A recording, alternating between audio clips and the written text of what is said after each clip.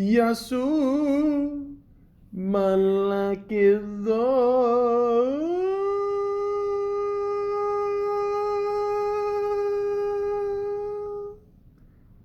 Welcome to the Malaka podcast. Michael Keaton. Who are you? I'm Batman. Ladies and gentlemen, I just had to get that out of the way. And also, let me get this out of the way. Michael Keaton is the best Batman of all time. Yeah, I said it. I will defend that till the day I die. And I just heard recently that he's coming back as Batman. Again. At the age of 70, he's going to play Batman. I think that's fucking awesome. But, if you guys will let me, I'd like to go to Wikipedia, the free encyclopedia, and talk a little bit more about the great, very diverse actor that is Michael Keaton. Michael John Douglas. What? Wait, his real name is Michael John Douglas, not Michael Keaton. Okay. So he's not related to Diane Keaton. Okay, all right, fair enough. You know what? A lot of people change their names. They make it sound cooler. Okay, do what you gotta do. I don't judge. Born September 5th, 1951, known professionally as Michael Keaton, is an American actor. He first rose to fame for his roles on the CBS sitcoms All's Fair and The Mary Tyler Moore Hour, and his comedic film roles in Night Shift, Mr. Mom, Johnny Dangerously, and Beetlejuice. He earned further acclaim for his dramatic portrayal of the title character in Tim Burton's Batman and Batman Returns.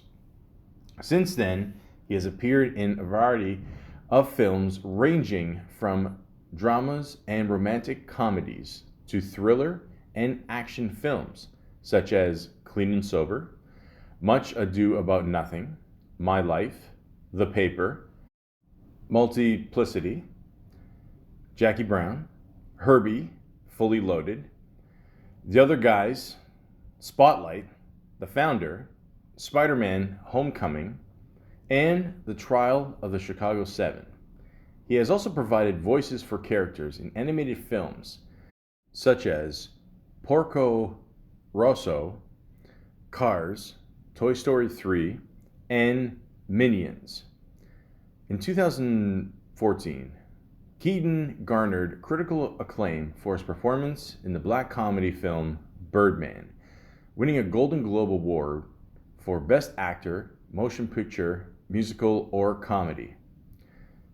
Which again, folks, I'll never understand why they put musical and comedy together, and receiving a nomination for the Academy Award for Best Actor. He previously received a Golden Globe Award nomination for his performance in Live from Baghdad and a Screen Actors Guild Award nomination for The Company. Keaton was awarded a Career Achievement Award from the Hollywood Film Festival. On January 18, 2016, he was named Officer of Order of Arts and Letters in France. He is also a visiting scholar at Carnegie Mellon University. So you can see, ladies and gentlemen, this guy has absolutely had a kick-ass career. Although it didn't start off in acting. I mean, a lot of people don't know this. He actually started off as a comedian. And, he was decent, It's just funny because, it got to a point where, he just did it for a while. Even he says it didn't really work out. He wasn't, whatever. Who is at first? And then he started getting roles on television and, he just said, fuck it. I'm going to give this up and just start doing TV and eventually movies. So, yeah. Michael Keaton at one point was a stand-up comedian. This is true. So, we all start somewhere. Eventually, it worked out for him. He eventually chose to be Bruce Wayne instead of Rodney Dangerfield. It is what it is. But there's so many more facts about Michael Keaton, and if you allow me, I'd like to talk about him. Now, like I said before, his real name is Michael Douglas. Keaton was actually born Michael Douglas. But when it came to joining the Actors Union, he realized that name was already taken. Now, obviously, we all know Michael Douglas. He does a lot of movies where, for some reason, he always has affairs and the women are always after him, and I don't know, something to do with killing rabbits. The point is, the name was taken and he had to go with something else. So not only was the name Michael Douglas taken, but Michael Keaton too, in a form of a famous broadcaster. There has been a misconception that Keaton chose his stage surname after the actress Diane Keaton. I already made this joke, but the point is, a lot of people for a while thought he was related to her. That's simply not the case. Whatever.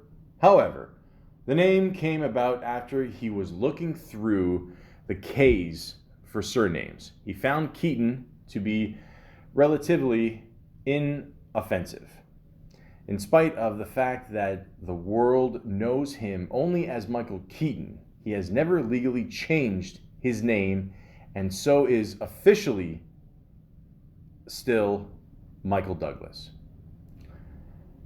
Yeah, there's no big mystery. He liked the way it sounded, and there you go. That's I don't know, guys. They all can't be interesting stories. He is the youngest of 7 siblings, having 3 elder brothers and 3 elder sisters. As you can imagine, this led to an incredibly hectic household. Keaton's mother was originally from Ireland and was a devout Catholic. This might go some way to explain the number of children she had. However, Keaton's father was a Protestant, so the children had the choice over which religion to follow.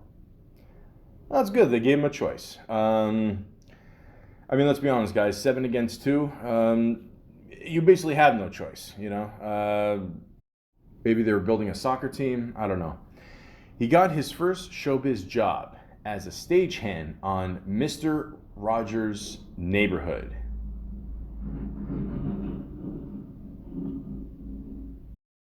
That's basically what it sounds like when you're a stagehand. Keaton knew he wanted to get into the business early and first started pursuing his career in 1968. This was as a stagehand on Mr. Rogers' Neighborhood, where he played one of the flying Zucchini brothers. Guys, I can't make this shit up. In addition, he also would help produce the program. Now, I watched Mr. Rogers as a kid. We all did. Mr. Rogers was a very lovable guy. I suggest you see the Showtime documentary, the movie with Tom Hanks. It's excellent. You really get an idea of how good of a guy this guy was. And you also hear nothing bad about Michael Keaton, really. I don't know, maybe in the Batman movies, he has a hard time finding a good woman. I don't know. But other than that, he's pretty much a straight arrow. And I don't know, maybe working with Mr. Rogers helped him. I don't remember anything about the Zucchini brothers. I don't know. As an Italian, it kind of sounds like a stereotype. But whatever, man. Keaton also worked at the Pittsburgh Theater, where he acted in various shows and plays. During this time, he performed stand-up comedy to subside his income. Clearly, he didn't make a lot, but that's okay. That's, when you're a struggling comedian, you don't usually make that much. And like I said before, he just made the leap, and there we go. Things worked out, man. He was offered Jeff Goldblum's role in The Fly. Help me! Keaton was offered the lead role in David Cronenberg's The Fly, but ultimately turned it down. This paved the way for the role to go to Jeff Goldblum instead. This wasn't the first time he would be pitted up against Goldblum either. In 1989, Keaton was considered for the role in Tango and Cash. However, Kurt Russell beat him to the part, starring alongside high-profile actors such as Sylvester Stallone. Now that I had no idea. This next fact I did know, and I was just about to mention it, but here we go. He turned down 2 roles in Ghostbusters. Keaton was also offered the choice of starring in Ghostbusters as either Peter Venkman or Egon Spengler. However, once again, he ended up turning it down, both roles. Yeah, so... Keaton was also offered the lead part in the iconic movie Groundhog Day. Fuck. Damn, I didn't know that either. Holy shit. Keaton turned down a lot of shit, eh? Wow, okay. Again, things worked out, okay? I mean, man. It's hard to picture anybody else but Bill Murray in Groundhog Day. I mean, that's one of the funniest movies of all time. I'm not saying that Keaton couldn't pull it off, but yeah. Also, a little fun fact that I found out. He also turned down the role in the movie Kingpin. And that role ended up going to Woody Harrelson. Another funny movie. One of the few funny movies about 10-pin bowling. He has since expressed regret over this decision, talking about Groundhog Day, claiming that he simply didn't get it. Of course, the part ultimately went to Bill Murray, whose performance was surely unbeatable. No disagreement there. He goes fishing with the Fonz. That is on my bucket list too. Keaton is a keen fly fishing enthusiast and claims this is one of his favorite pastimes. This is a hobby that he likes to share with his friend and Night Shift co-star Henry Winkler, better known to millions as Happy Days, Ziz the Fonz. And then it shows a picture here on Twitter. Shows Henry Winkler holding a fish. Mr. Brown wished a happy Father's Day. Thank you, sir. He also enjoys several sports, including snowboarding, golf, and mountain biking. I'm assuming they mean Michael Keaton, not the Fonz. By the way, a little fun fact here. Henry Winkler was originally offered the role in Grease. Turned it down, and then it went to John Travolta. That's what he said at Howard Stern. So I just, I go by what Howard Stern says. He's also a horse enthusiast and loves to spend time riding horses on his California and Montana ranches. Nothing wrong with that. He ad-libbed 90% of Beetlejuice. Keaton has many films that he's a fan of, including Mr. Mom, Much Ado About Nothing, and The Paper. Of course, his favorite of his own work is the legendary movie that is Beetlejuice. Keaton claimed that the director of the film described Beetlejuice as having lived in every time period but no time period. Okay. He took this as a challenge, keen to express this through the character's unique look. Keaton excelled in the role and reportedly ad-libbed 90% of his lines. We will talk more about that in a little later. All I can say is he is fucking awesome in that. I always like to watch that movie around Halloween, so that's a goodie. That and Monster Squad. He's worked multiple times with Tim Burton and Ron Howard. Keaton has made 3 films with director Ron Howard, consisting of Night Shift, Gung Ho, and The Paper. He also worked on 4 films with Tim Burton, including Batman and, of course, Beetlejuice. First of all, I just want to say this. Both these guys are awesome. 2 guys any actor would love to have in their corner. Tim Burton just paints the picture. He'll make your dream become a fantasy. And Ron Howard, I mean, the guy's got the reputation of being one of the nicest guys in Hollywood. Always great to work with. Most recently, the pair were both involved with the new live-action remake of Dumbo. Keaton plays the role of a VA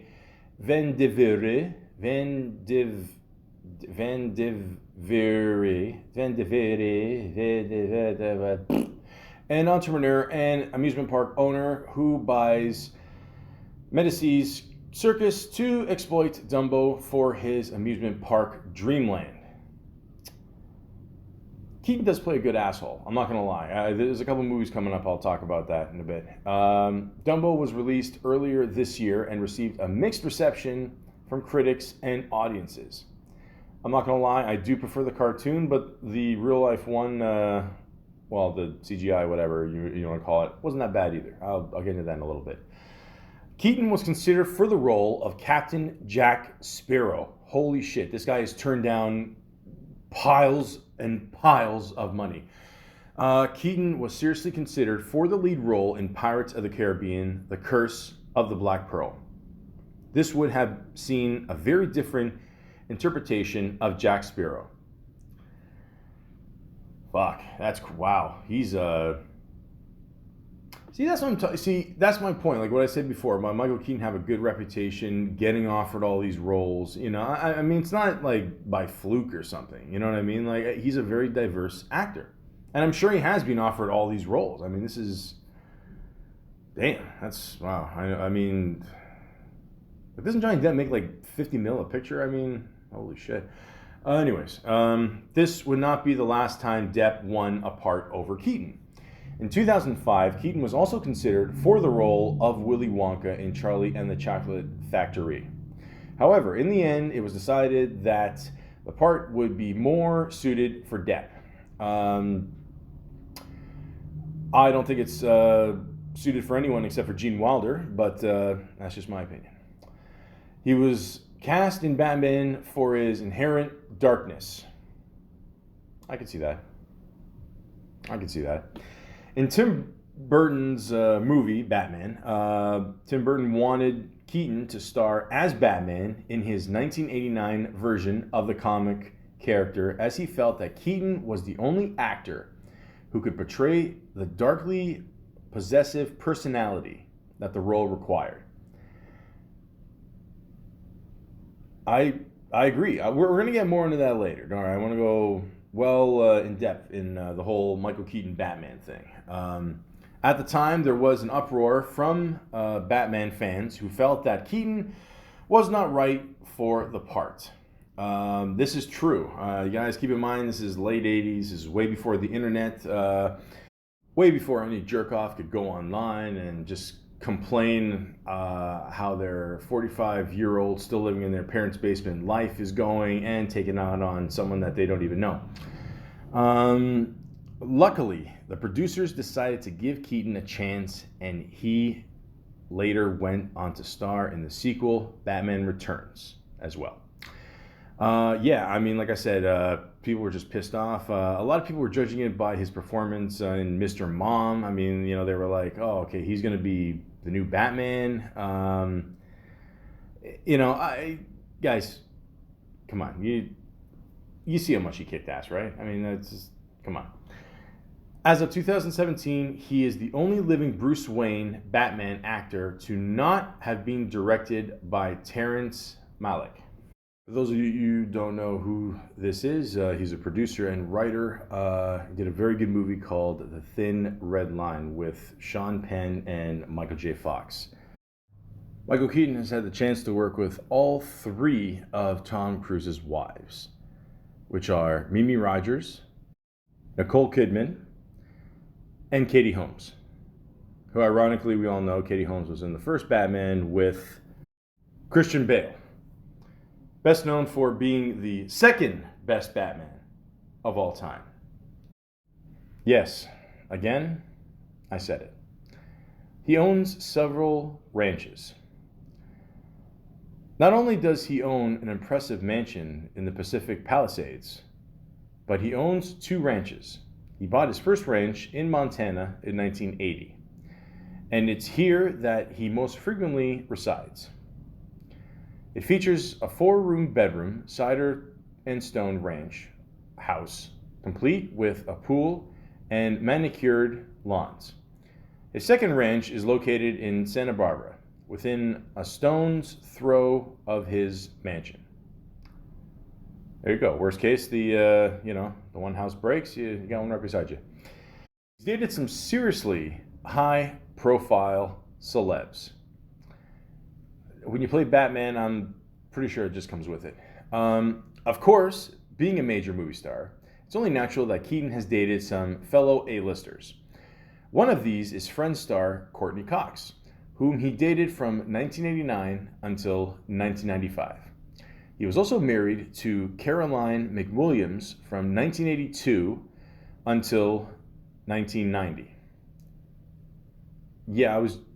Wait, what? Wait, hold on.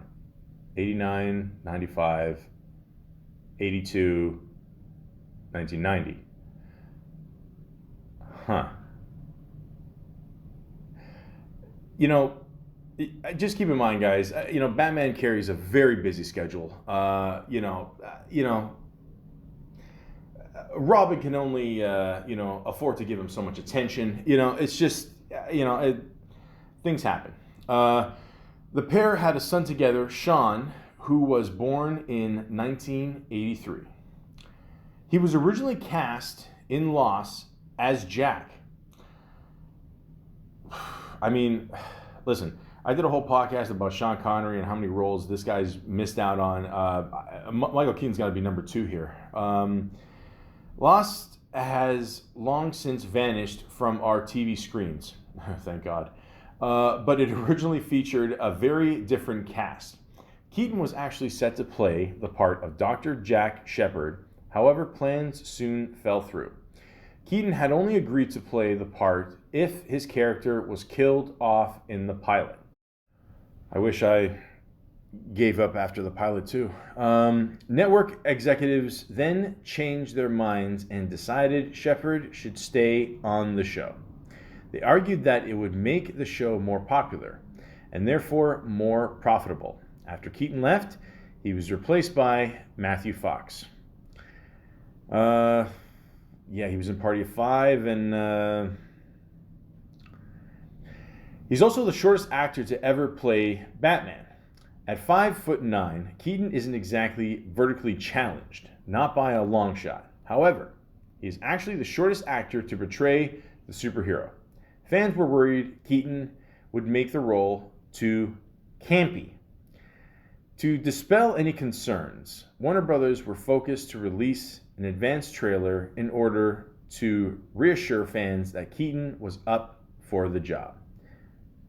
It seems Keaton wasn't a huge fan of the films, and he refused to appear in the third Batman movie, despite being offered $15 million. It's true. He didn't want to do it, he didn't want to do it without Tim Burton. Tim Burton was a big factor there. At the same time, people did not think, he was big enough to play Batman. Then again, keep in mind, Hugh Jackman is like 6 feet, 6'1", whatever. How tall was Wolverine? 5'3". So, for movies, you just got to get the best person for the job, and hopefully it works out, which again, it did. It did. He's the best Batman ever. He was fired from both the Purple Rose of Cairo, whatever, and Mystic River. As an actor, it seems Keaton is pretty headstrong on his ideas. This had led to him butting heads over creative differences on several of the projects he worked on. Keaton was actually cast in Woody Allen's The Purple Rose of Cairo. I'm going to go with Cairo. However, after filming some scenes, Allen decided it wasn't working out, and Keaton was replaced by Jeff Daniels, who's also a very diverse actor too. I mean, they got a lot of similarities in common. Similarly, there you go, another beautiful word there, I just said. Weist.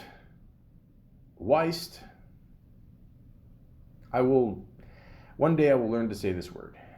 Filming Mystic River, Keaton and Clint Eastwood clashed so much that Keaton ultimately decided to leave the production. That's a shame. Love Clint Eastwood. One of the best American badasses of all time. It's a shame they couldn't work it out. But hey, things happen. you know. Pasta's great, whipped cream is great, but if you put them together, eh. He took a long break from fame. It's unusual for Hollywood actors to step out of the limelight. No, it's not. What do you mean? They do it all the time. Anyways, but Keaton decided to take a break from entertainment. He peaked at the height of his career with roles in iconic films such as Beetlejuice, Mr. Mom, and Batman. He then made some questionable career choices and was involved with some spectacular flops. Keaton recently admitted that he had been a person living life and that he had lost an interest in the business. This was until he saw the script for Birdman, which reignited his passion for acting. He's since made an impressive comeback, excelling in his role in Birdman and returning to the big screen in Spider-Man: Homecoming. Guys, I'll be honest with you. I mean, it gets to a point where, you're working, God only knows how many hours in a day on set. I mean, it could be up to 16, 18, 20, who the fuck knows? You're doing this for months on end. I get it. You're getting paid millions of dollars, wham. I get it. But you know what? You do it for a long time. It's like, you know what? I need a break.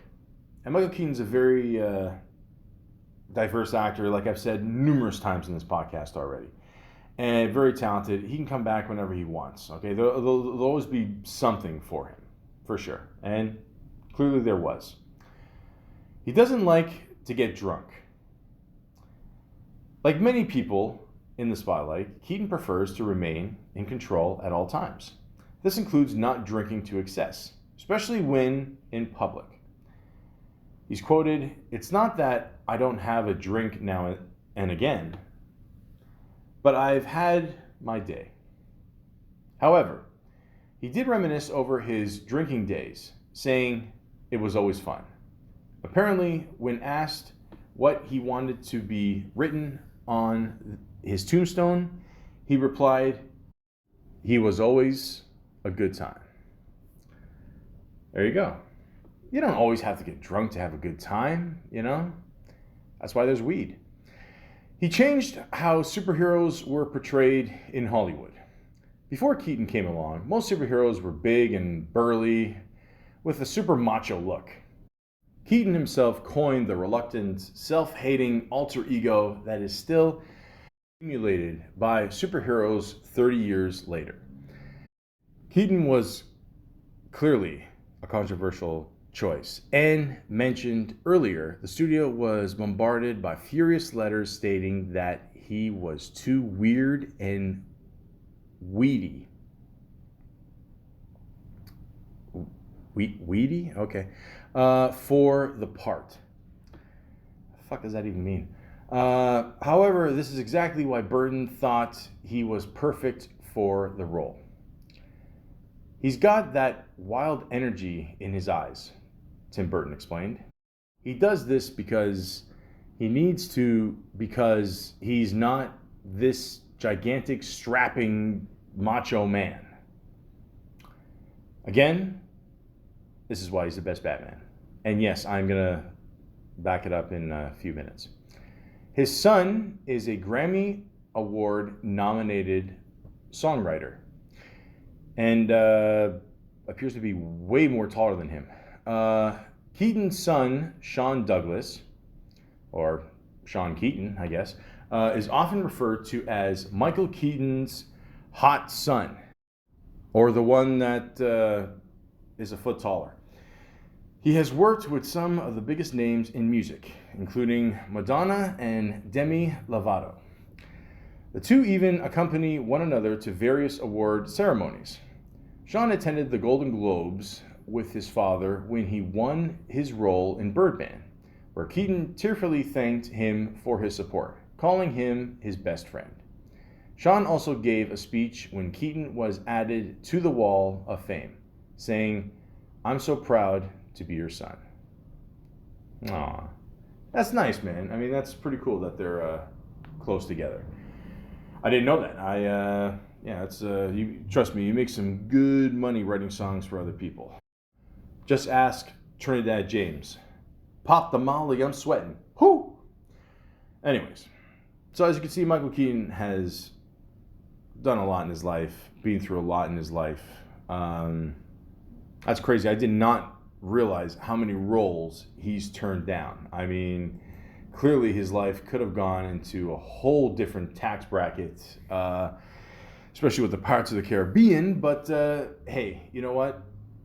That's just the way he is. He wants to pick a certain role. He wants to do a certain way with it, and that's it. So, speaking of roles, let's go to the beautiful IMDb and not Rotten Tomatoes, because I want an actual good rating of what movies are actually about, and 100% fresh bullshit. I don't care about that. So, Michael Keaton's first job ever, like I mentioned before, he was on Mr. Rogers' Neighborhood. It says here also he played a black and white panda. He was a volunteer there. But back then he was still known as Michael Douglas. So, I mean, at the time, he could have just said, "Look, I'm related to this guy," and kind of coast off that, but he didn't. So, good for him. That's good. Then he did Mary Hartman. It was a TV series. He played a robber. And then he was in the TV show Maude. You guys remember that one, right? And then there's Maude. He played Chip Wilson. For some reason, I don't know, in the 70s, 80s, a lot of people were named Chip for some reason. I don't know why. And he was in another TV show called All's Fair. He played Lanny Wolf. Another TV show called The Tony Randall Show. I remember him. He played Zeke. A lot of cool names. He was in a movie called Rabbit Test, which looks like it was his first movie. It was directed and written by Joan Rivers. Stars Billy Crystal. Never heard of this movie. Didn't get the best rating, only 3 out of 10. I like both those people. Rest in peace, Joan Rivers. Definitely one of the funniest women of all time. Funniest people of all time. I mean, that's just my opinion. Mary, which was a TV series. Family, another TV series. Different Approach, some kind of short. Studs, Lonigan, TV miniseries. As you can see, he started off with a lot of TV. The big TV guy. Nothing wrong with that. Especially in today's world, where basically TV is taking over movies, but that's a story for another time. The Mary Tyler Moore Hour, very popular show. Working Stiffs. This is where it was him and Jim Belushi. This is one of his first leading roles on TV for sure. I don't think the show lasted that long, but it was a good little start there. Report to Murray, another TV show he was on. Here we go. 1982, the year I was born, and one of my favorite comedic movies of all time, directed by Ron Howard, Night Shift. Now, he plays a guy named Bill Blaze Joski. Okay? So, this is the premise of this movie, and I shit you not. So, you got good old Henry Winkler. We all know him as the Fonz. Okay? He works, at a morgue, or, a morgue, let's just call it that. Sure. And he works with Michael Keaton during the night shift. Now, he doesn't like this because he used to work the day shift. Now he has to work the night shift. Hence the movie, The Night Shift. And then, he's got a neighbor. She played Diane on Cheers there. And her name is Shelley Long, by the way. She's also in The Money Pit, which is a great movie. And he finds out that she's a prostitute. And then randomly, him and Michael Keaton are riding the subway, and Michael Keaton says, we should become pimps. And that's what happened. They end up becoming pimps. And, Michael Keaton tries to sell it. He does a horrible job. By the way, Michael Keaton's character is awesome in this. And yes, I do agree that one day they should sell mayonnaise already mixed in with the tuna in the can. This way, you scoop it out, boom, it's ready to go. Nobody needs that big of a jar of mayonnaise in their fridge. So, I think this movie's hilarious. It's got a 6.6 rating out of 10. It's easily a 7 in my book. I recently discovered it's finally on Blu-ray after all these years. This movie is hilarious, okay? They set them up properly, these prostitutes.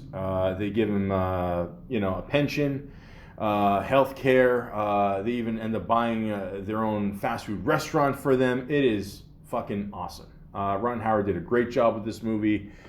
I think it's hilarious. I don't give a shit what anybody says. And then, Michael Keaton carries a lot of scenes in this one for sure.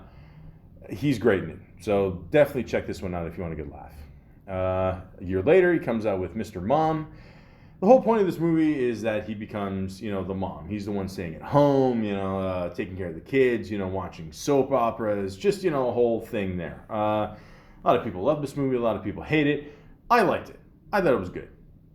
I don't care what people say. I just, I like what I like. That's all. So check it out. Johnny Dangerously.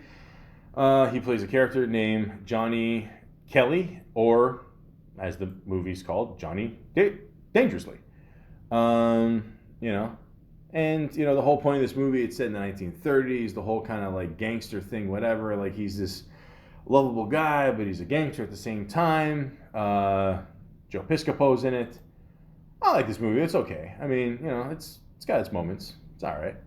Gung Ho. We just talked about prostitutes before, so this movie has no relation to that one.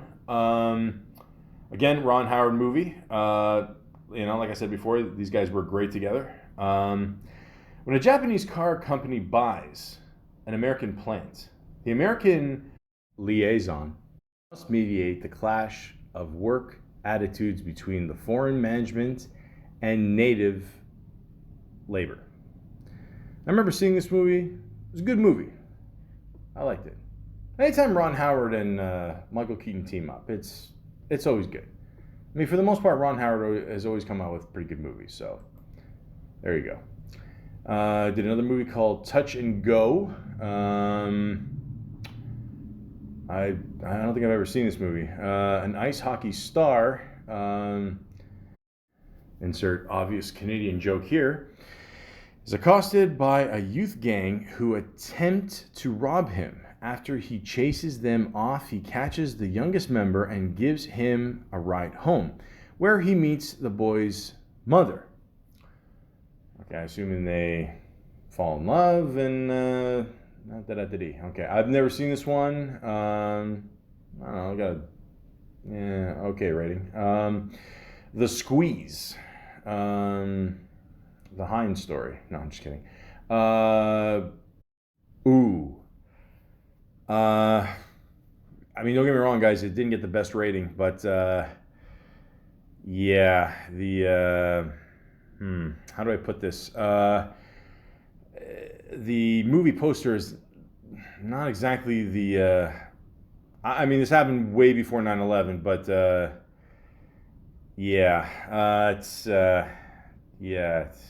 it's not good. Let's just say that.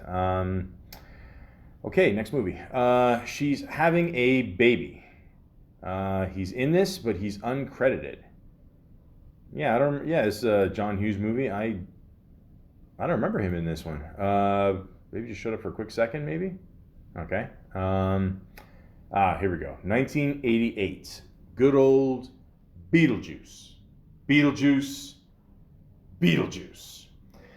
Now, what's weird is he plays Beetlejuice, but it's actually spelled, his name in the movie is Betelgeuse.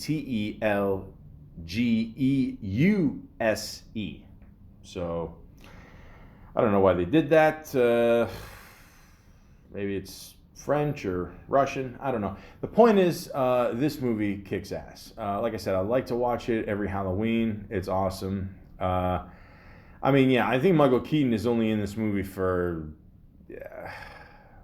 it doesn't even seem like he's in it for like 20 minutes or something. It's kind of like Arnold and the first Terminator movie. You know, he's just in it for a little bit. But, I mean, every scene is fucking awesome. You know, like I said before, 90% of his shit was improv. There's the one funny part where his character is first introduced and, you know, he's doing the whole voice, whatever. And then at one point, Alec Baldwin is just telling him, you know, like, what's your credentials? And then he just talks, like, in his normal voice, you know. My favorite part is when, you know, he just kicks down the tree and he's like, nice fucking model. So, like I said, guys, I'm a very simple man. Yeah, so definitely check out this movie. I heard they were going to make a part 2, something about him going to Hawaii. I don't know, this is bullshit. I guess I'll see you later on in this list. Clean and Sober. I just saw this movie a couple years ago for the first time. It's a good movie. Very, you know, more of a dramatic role for Michael Keaton. Basically the opposite of Beetlejuice, but yeah.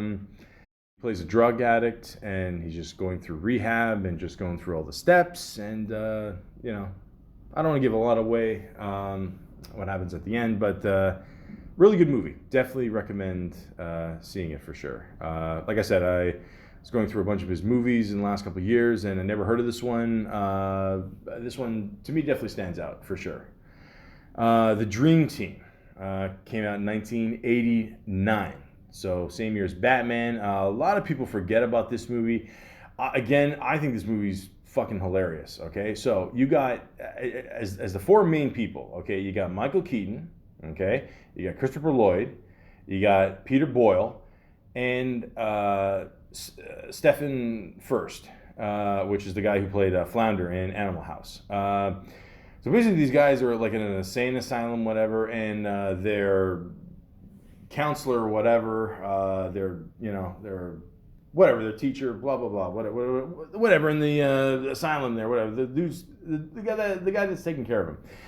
He decides to bring them all into New York City for a baseball game, and of course he gets kidnapped because it's the '80s. That's what used to happen, and you know, these guys are just stranded in the van, and they each go their separate ways. Michael Keaton's character is bipolar, so he's just trying to, you know, cope with the real world here. He ends up going out with, or he just meets up with his ex there, Lorena Bronco, who plays the character Riley. Christopher Lloyd, he thinks he's an actual doctor in the asylum. That's how nuts he is. Peter Boyle thinks he's God or Jesus, or he's just nuts. And for some reason, Flounder, he is just he just keeps repeating baseball sayings like foul ball, and again, it sounds stupid, this movie, but trust me, it is fucking hilarious. Very funny cast. Definitely check it out. And of course, like I said, the year is 1989, and boy, do we need a superhero movie more than ever. One that's actually taken seriously, something that, you know, to beat the whole Batman, Adam West image. You know, listen, I like those shows too, but, you know, they're more comical, whatever. You know, him doing the bat dance, and, you know, he doesn't know how to get rid of a fucking bomb, and, you know, he's climbing ceilings when the camera's done sideways, all a bunch of shit there. And it's time for an actual real Batman movie. And this is where Michael Keaton basically made his career. Let's just be honest. When he became Batman, aka Bruce Wayne. Now, a lot of people always debate, you know, what's the best Batman movie of all time. You know, I always go back and forth from the first Batman, this Batman 1989, to The Dark Knight. Okay? Again, guys, to me, it's comparing apples and oranges. They're both great movies. They're both, you know, done a little bit more differently. I mean, The Dark Knight, you could say, is more serious. Batman's got the 1989 version's got a couple more jokes in there, but they're both phenomenal movies. And Michael Keaton plays the best Batman of all time. And I'll tell you why he is the best Batman of all time. And I've always told this to people, and I will keep telling people this till the day I die. With any superhero, but especially with Batman, because Batman is, I always considered the role of Batman, or just the character of Batman, to be almost like the James Bond of the superhero world. Okay, he doesn't have any superpowers. He's just a rich guy that can afford a bunch of cool toys, cool shit, and he uses it to his advantage. He's not just sitting on his ass all day. He's, at nighttime, the guy clearly can't sleep because of his past. His parents were killed by a psychotic clown. We assume it was the Joker, but then the recent Joker movie kind of put a spin on it there, and like we never really know, is it the real Joker, is the thing? I mean, that's a story for another time. Actually, I did a whole podcast about the Joker and Mr. Phoenix there, and so you can check all that out. But what makes him so good as Batman, and what makes any character good as Batman, is it's not so much how he is in the costume, it's how he acts without the costume.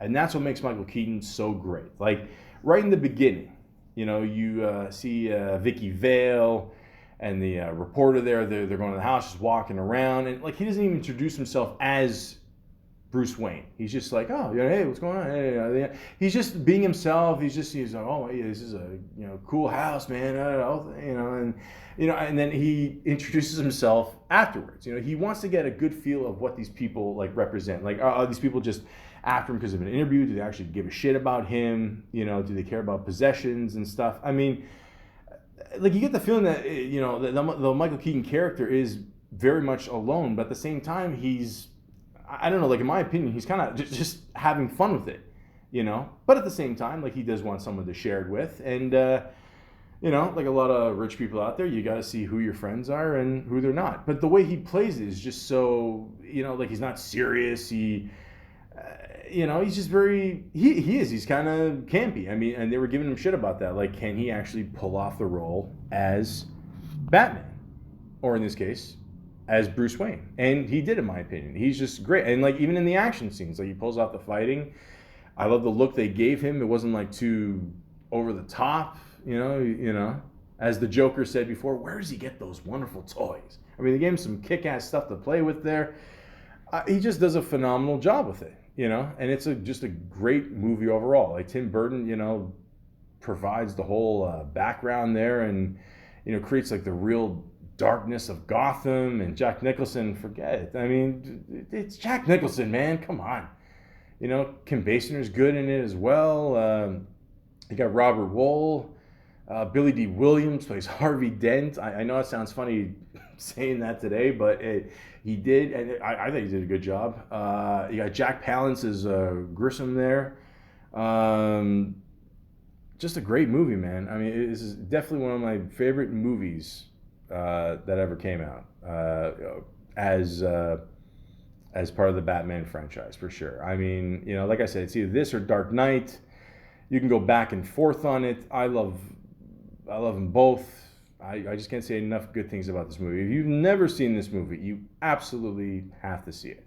It's great. I mean, Michael Keaton just does such a great job with the role. I think we forget a lot of times that, like I said before, like, Batman is not your typical superhero. He doesn't have superpowers. And Michael Keaton just makes, the role of Batman, aka Bruce Wayne, just human. And that's what makes it so great. And then he did Buster Poindexter, Hit the Run, Jack, a video short. That's a good segue. And then obviously Batman, the video game, did the voice of that. Why not? You play the voice in the movie, might as well play the voice in the video game. Get some more money. The Earth Day special. Was a TV special. Pacific Heights. I don't remember this movie.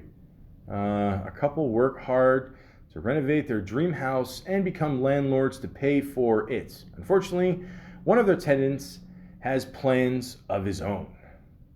Okay. Again, guys, keep in mind it's the 80s, 90s. Tons of these thrillers came out.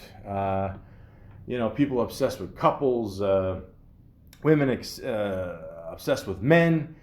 Anybody that was named Michael Douglas was in trouble in these movies. Yeah, so Melanie Griffin, Matthew Modine, who I always liked.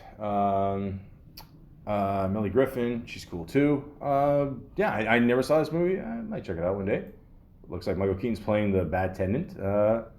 I can see that. He does play a good bad guy, for sure. One Good Cop. I think I remember this movie. Yeah, Rene Russo. Yeah, this movie was okay. It was all right. It was like, it's all right. And of course, you're going to play Batman once, you might as well play it again. And then 1992 came, and yeah, here we go. Batman Returns. Okay? We got the Bat, the Cat, and the Penguin. Okay, so joining the cast this time, we got Danny DeVito playing the Penguin. We got Michelle Pfeiffer playing Catwoman. We got Christopher Walken in it. Wow. Max Schreck. This movie was good. Okay, it's different than the first one. It's hard to explain. It's just more. I guess it was more darker. It was actually so dark that McDonald's came out with a bunch of toys, and they regret doing it. I think they took it back. I mean, I live in Canada, so I was still able to get the toys. We're not that sensitive over here. But yeah, they took away the toys because they felt it just wasn't really a kids movie at this point. I mean, let's be honest, it wasn't a kids movie, the first one, but yeah, I mean, it was still good. I like it. I recently saw a video of the Angry Video Game Nerd, and he makes a point saying that why don't we consider this a Christmas movie? And it is. It's very Christmas themed. I loved it. I still thought it was a good movie. Like I said, it's different. It's not. It's more darker, I guess. It's more. I love the way it ended, though. I don't want to give away the way it ended. I thought the ending was really good. I mean, it would be hard to tough, or very tough to top the ending of the first one for sure. But still, Michael Keaton kills it. Michelle Pfeiffer did a great job. Danny DeVito, great. Christopher Walken, great. If you like the first one, I don't see why you wouldn't like the second one. I mean, a lot of people give the second one shit for some reason. I don't know why. I think it's still pretty good. So check it out. Porco Rosso. I did mention this before. I still have no idea what this is. Oh, it's a cartoon. Okay. In the 1930s Italy, a veteran World War I pilot is cursed to look like an anthropomorphic pig. Like I said, guys, when you do voiceovers for cartoons, worst case scenario, you get a check. So, Much Ado About Nothing. I just presume it's presume. Oh yeah, I remember this movie. Yeah, Denzel in it. Yeah, it's from William Shakespeare. Okay. Yeah, I'm trying. I don't think I ever saw this, so I can't really say much about it. But then again, has William Shakespeare ever steered us any wrong? I mean, one of my favorites is Othello. You get a simple story, and you got some asshole Iago, throws in a monkey wrench in there to fuck up everybody's plan, and and then you got a story. So there you go. My Life came out in 1993. Him and Nicole Kidman. Very simple description here. A terminally ill man prepares for his death. And yeah, the whole point of this movie is that he records it. This is actually a really touching movie. I mean, you get a little teary-eyed by the end. I mean, this guy's gonna die, but he's just recording stuff for his future kid, and yeah, he just wants to leave something behind. So definitely a good movie. Check it out. The Paper. I remember this movie. Great cast of people. Again, directed by Ron Howard. These two cannot fail together. You got Michael Keaton, Robert Duvall, Glenn Close, Marissa Tomei, Randy Quaid, Jason Alexander, Catherine O'Hara. You got it's fucking awesome. Yeah, it's a great movie. It's just about these people living in New York City, keeping up with the times, working at a newspaper, and just trying to make it all work. And it's a very good movie. Like I said, when you team up Ron Howard and Michael Keaton, you can't go wrong. 1994, Speechless. I don't remember this movie. Sorry. Two political speechwriters fall in love before they find out they are working for candidates on opposite sides. Well, how's that gonna work? I mean, jeez. Gina Davis. She always has a nice smile. I never saw this one. I'm sorry, guys, so I can't say shit. Rabbit Ears. Moss, the fireman. I don't know. Multiplicity. Here we go. Okay. So, this movie came out in 1996. Directed by Harold Ramis. Which, again, makes sense because we talked about him almost getting the job for a Groundhog Day. So, a couple years later, they worked together for Multiplicity. So, the whole point of this movie is he's a family man. And he decides to multiply himself, because he just doesn't have time for his family and work. And it seems like kind of a goofball thing that they would do in the 90s, whatever. But it's a good movie. I liked it. I like the way he played the characters. He's got one character, I don't know, I guess the more macho man. The other guy is a little, how do I put this? A little lighter. And then the other character, I don't know, he's a little Lubats. But so, it all works. I mean, Michael Keaton, plays basically four characters. I liked it. It was good for a good laugh, I'm not saying it's as good as Groundhog Day, don't get me wrong. But, I liked it. I'd recommend it. Inventing the Abbots. I remember this movie. Okay, this is one of these movies. Well, first of all, I forgot that Michael Keaton was in this. I know this for Joaquin Phoenix, Jennifer Connelly, Liv Tyler, Billy Crudup. I hope I said that right. Very good movie. It's just about the family getting along, and they're wealthy, they're beautiful, they don't know what to do. The whole whatever, Capulets, Montagues, all this shit. You know how it is. And this is a decent little movie. I like this movie. I just totally forgot Michael Keaton was in it. So there you go. Jackie Brown. Okay, so one of these days I'm gonna do a whole bunch of shit on Quentin Tarantino. Until then. I guess I've talked a little bit about Quentin Tarantino at this point. He's one of my favorite directors of all time. This is one of his underrated movies, for sure. Michael Keaton has a very small role in it. He plays, an agent in it. The whole point of this movie is, a middle-aged woman finds herself in the middle of a huge conflict that will either make her a profit or cost her her life. I don't want to even say a lot of things about this movie because I don't want to give it away. If you haven't seen any Quentin Tarantino movies, if you haven't seen all of Quentin Tarantino movies, shame on you. He's one of the best directors of all time. Michael Keaton was great in this role. Nothing major. Personally, I feel this is like Samuel Jackson was great in this. Definitely one of his better roles. I just love the fact that there's one scene, as a person from Toronto, I love the fact that he's just holding up a Toronto Raptor bag. So I think that's awesome. But anyways, it's a great movie.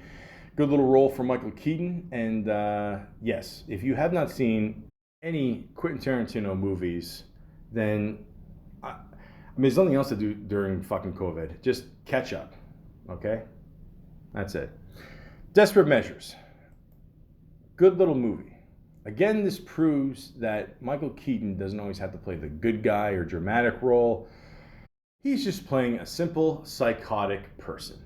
That's all. And, the movie itself, it's okay, but it's basically all Michael Keaton. No disrespect to Andy Garcia. aka my uncle. But Michael Keaton steals the show. Even right at the end there, I don't want to give it away. But he's just great. He's great in it. So if you got time, check it out. Out of Sight, again, excellent movie. Michael Keaton has a very small role in this movie. I actually remember seeing this movie at the drive-in.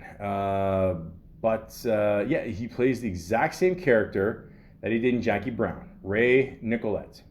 The director wanted him for this one. Play the same guy. Sure, why not? That's it.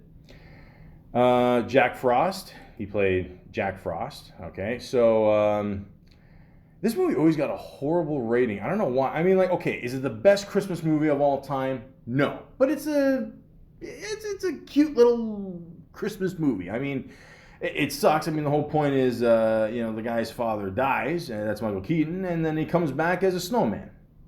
Like I said, this is the 90s. The 90s, we always had, people turning into weird shit, snowmen, monsters, dinosaurs, whatever. But yeah, it's a cute little movie. I mean, 5.4 out of 10. I think that's kind of harsh. I mean, but, it's all right. Shot at Glory.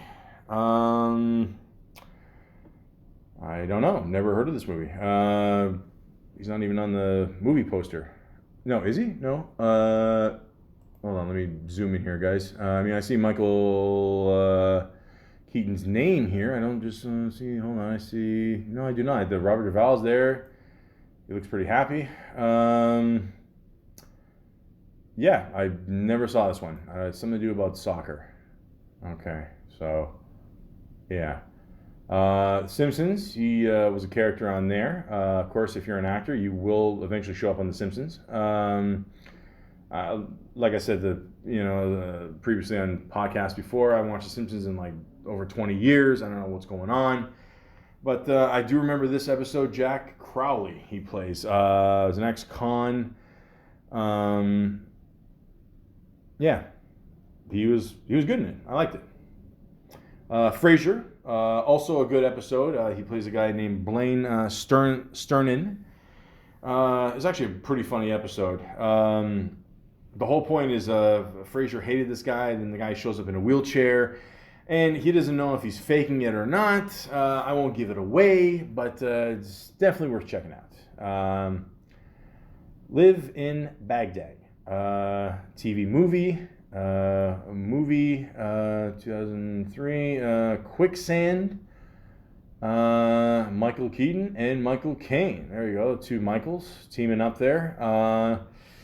Didn't get the best rating, but again, hey, paycheck. I just want to say this. Michael Caine said something really funny like years ago. It has nothing to do with Michael Keaton, but he said that when he was making movies, like he didn't give a shit how many bad movies he did, because he'd be like, okay, I like the movie, and then yeah, who cares? Nobody cares. And then VHS came out, and then he's like, oh shit, people are gonna start caring now. I don't know. I always thought that was funny.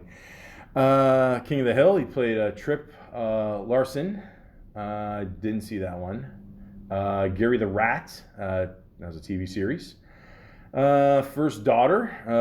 Like I mentioned before, the one with Katie Holmes. I did not see this one. Yeah. White Noise. The concept of white noise, that you hear, messages or whatever for the screen, or you hear the past or people or whatever the fuck. I don't know. I was actually interested in seeing this movie, then I saw it, and I was like, I don't know. Yeah, so I don't know. Game 6. I never heard of this one. This movie centers around the historic 1986 World Series and a day in the life of a playwright who skips opening night to watch the monumentous game. Okay, there you go. Didn't get the best rating, but yeah. Herbie Fully Loaded. Okay.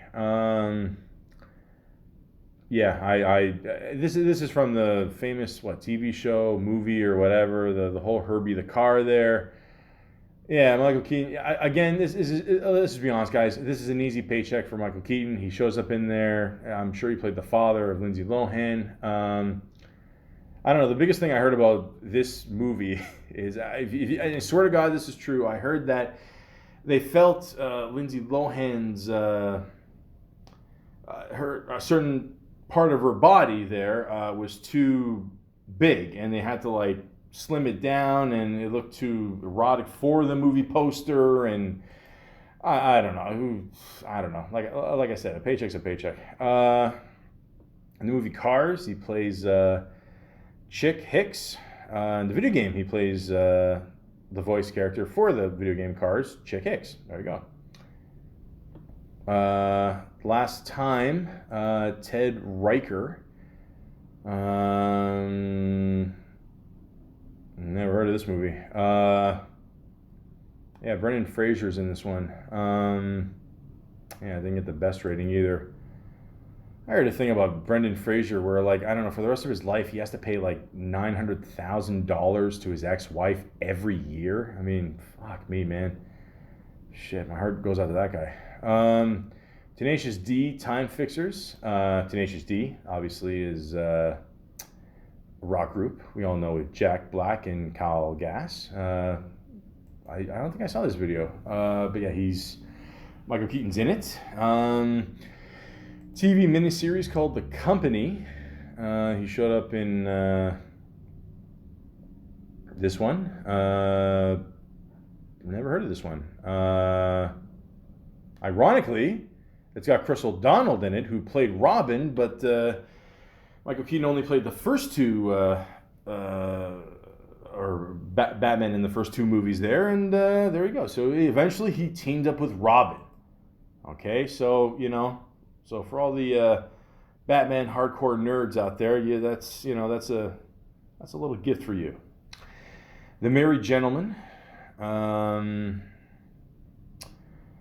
Yeah, I got a feeling we're entering territory where Michael Keaton was just like doing movies, just whatever. I never heard of this movie. I don't know, I didn't get the best rating either. Yeah, there's a while when Michael Keaton, I don't know, like again, he kind of took a break and then he would just kind of do a movie here and there or whatever. Post grad. Yeah, I don't know. Cars, Race-O-Rama, the video game. Well, yeah, why not get a paycheck? Toy Story 3, he played Ken. I've always enjoyed all these movies. Yeah, he played the Ken doll. I thought that was funny. The Other Guys, yeah, with Will Ferrell, Mark Wahlberg. Funny, very, very funny movie. I think one of Will Ferrell's underrated movies for sure. Mark Wahlberg's good in it. They play cops. And Michael Keaton plays their boss. There's some running joke about him making TLC references. He doesn't know about the TLC references, not the channel, the actual group. But overall, I thought it was a pretty funny movie. I think I saw the unrated version. I don't know if that makes a difference, so I don't know. I'll check that one out. Toy Story Tunes, Hawaii Vacation, 30 Rock. He showed up on a couple episodes of that. He was in the movie Noah.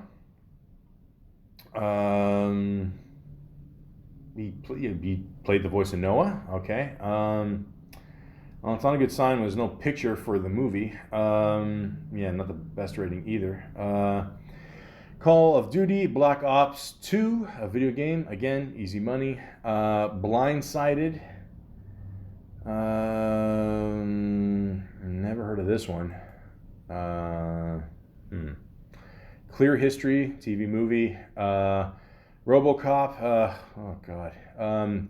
Listen. There's no easy way to say this. This movie was a piece of shit.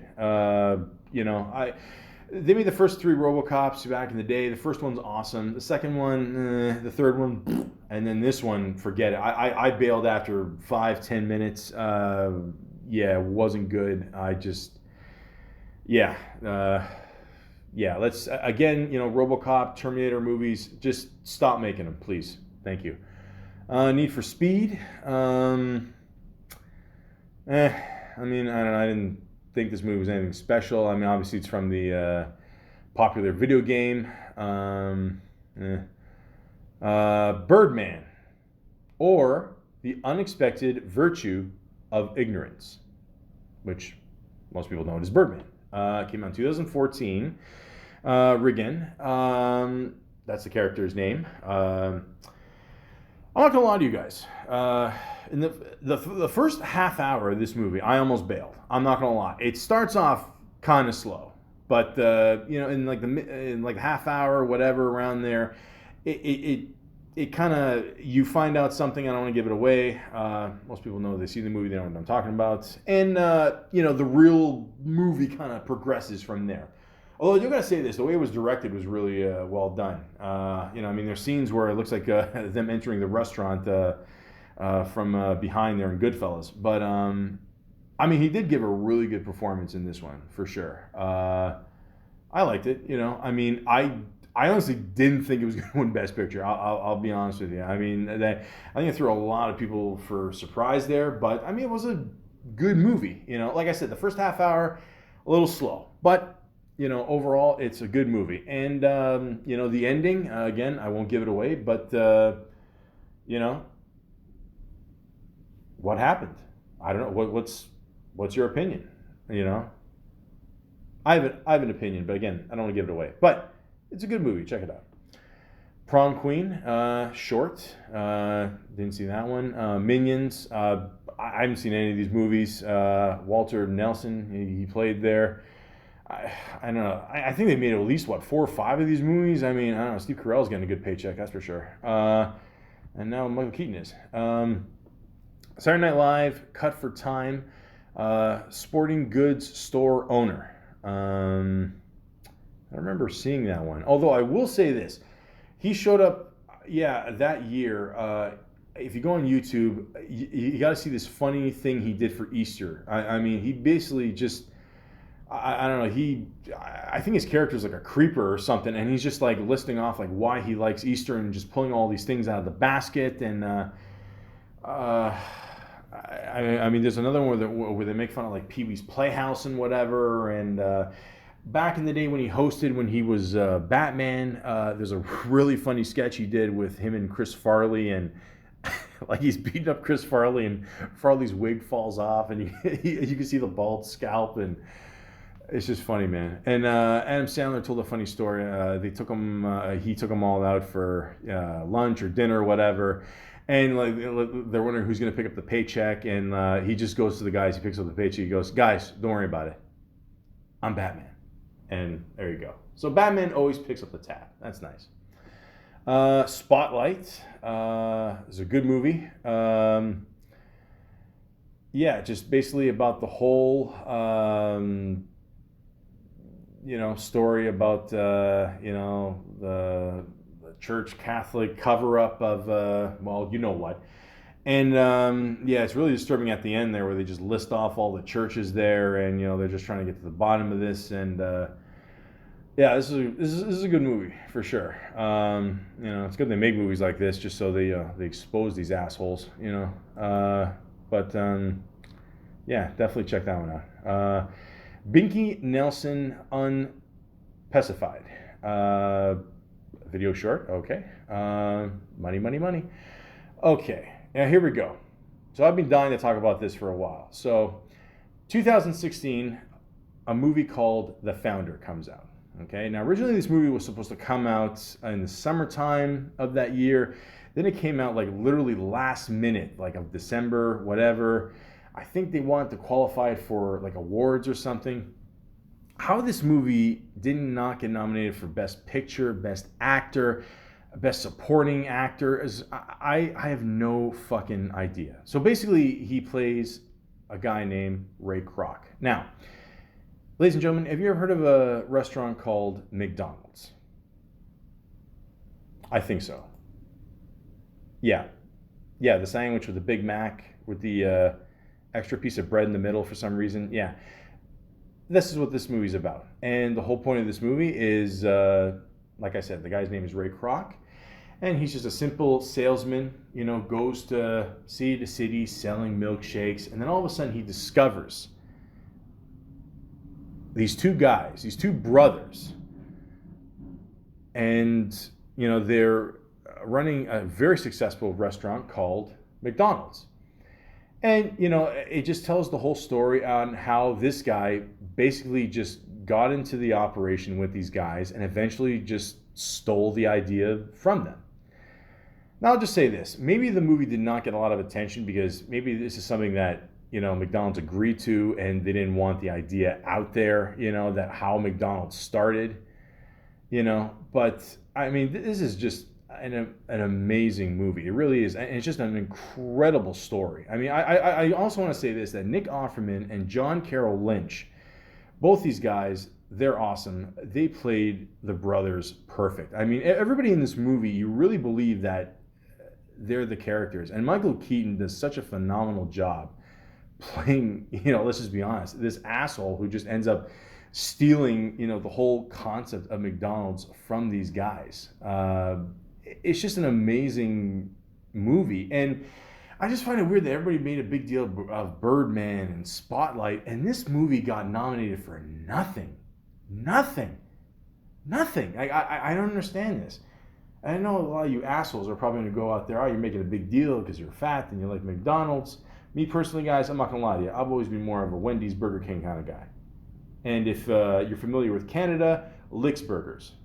But, insert jokes here. But, he was great. I mean, this movie was made in I think 30 days, which is nothing in nowadays. Now with COVID, who fucking knows how long it's going to take to make movies? But this is just a great movie. It really just a great story, and it's based on the whole. I mean, who doesn't want to know the whole story of McDonald's and how it started, the biggest restaurant of all time.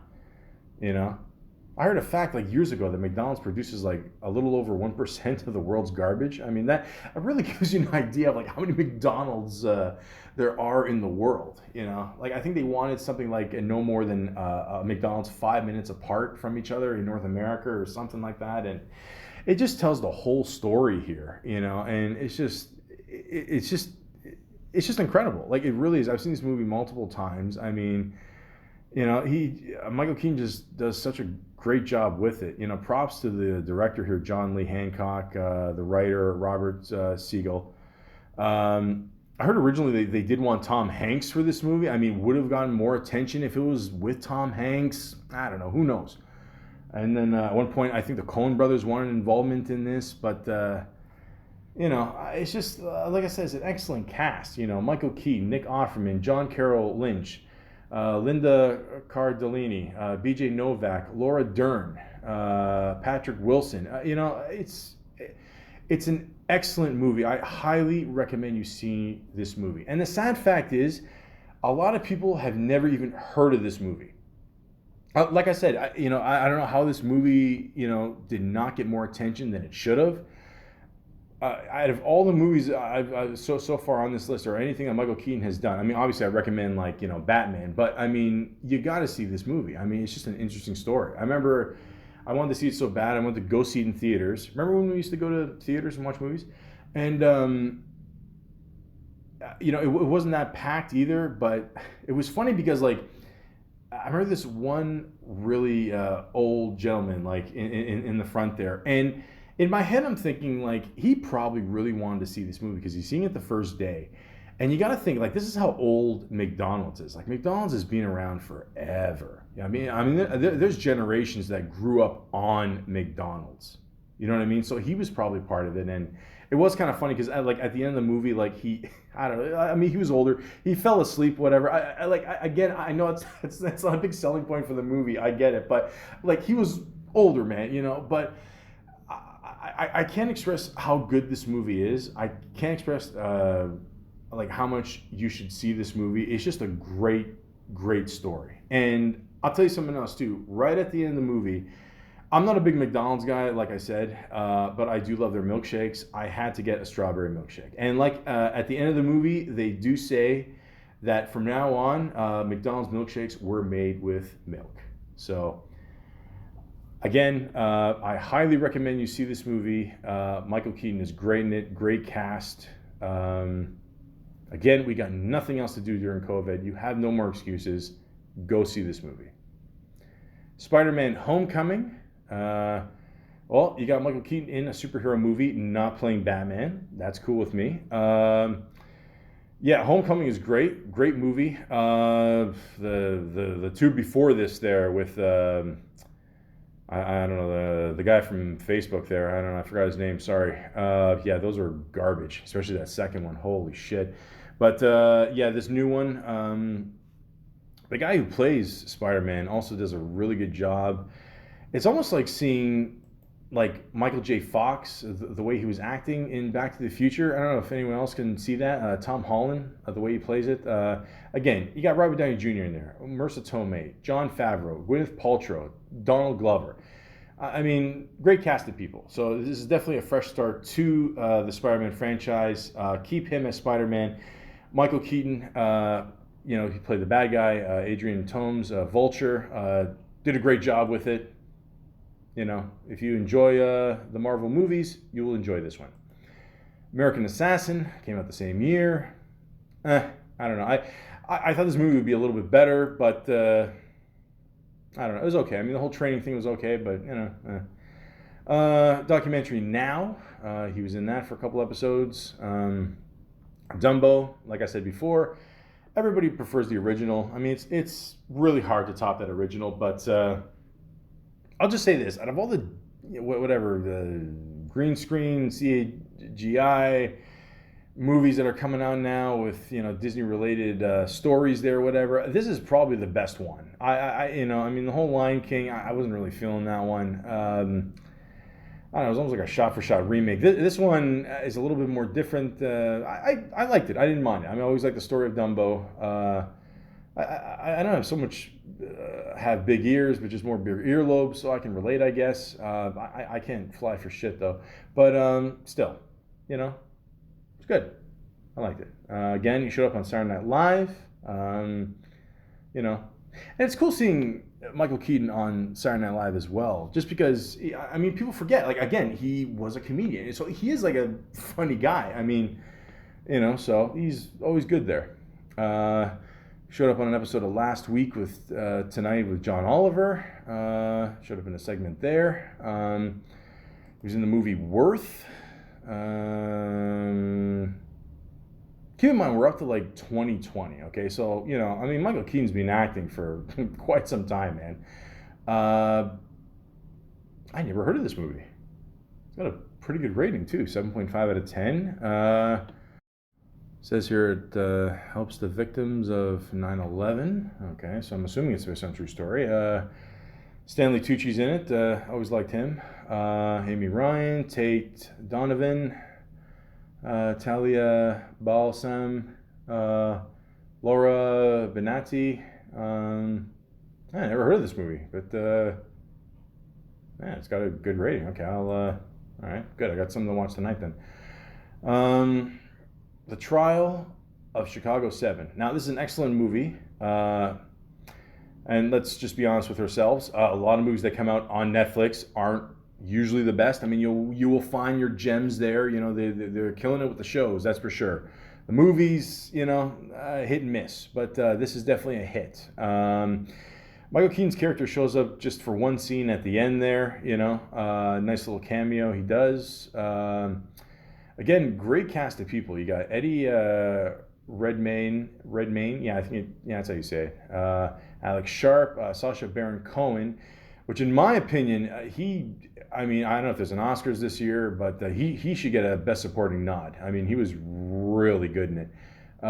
Jeremy Strong, John Carroll Lynch, again, great actor. Mentioned him before about the Founder movie. I remember seeing that guy originally in the Drew Carey Show. He also played the barber in Gran Torino, but he's been in a lot of shit. I mean, you recognize him. He's a very good actor. But yeah, this is a really good movie. It's based on the story of 7 people on trial, stemming from various charges surrounding the uprising at the 1968 Democratic National Convention in Chicago, Illinois. So, definitely recommend this movie. Great cast of people. Check it out. The Asset, which is the the first movie he's got in post-production in 2021. Like I said, God only knows when these movies are going to come out, guys. It says this pick follows Anna Maggie and Rembrandt Keaton, two of the world's premier assassins who share a mysterious past from Vietnam. Okay, so, oh, you got Samuel Jackson in it. Okay, well, there you go. Awesome. Always love Samuel Jackson. Morbius, also supposed to come out in 2021. Biochemist Michael Morbius tries to cure himself of a rare blood disease, but he inadvertently infects himself with a form of vampirism instead. Well, just when you thought the vampire craze was done, folks. Okay, so Jared Leto plays the doctor there. And then Michael Keaton doesn't say what he's doing. Is he helping him? Is he going to kill him? Is he going to turn to Batman and beat the shit out of him? I don't know. We'll see. He's also in pre-production of a Dope Sick, which is a TV miniseries. A compassionate school doctor finds himself embroiled in a sinister corporate scheme that perpetuates America's opioid addiction crisis. Shit. Yeah, that's okay.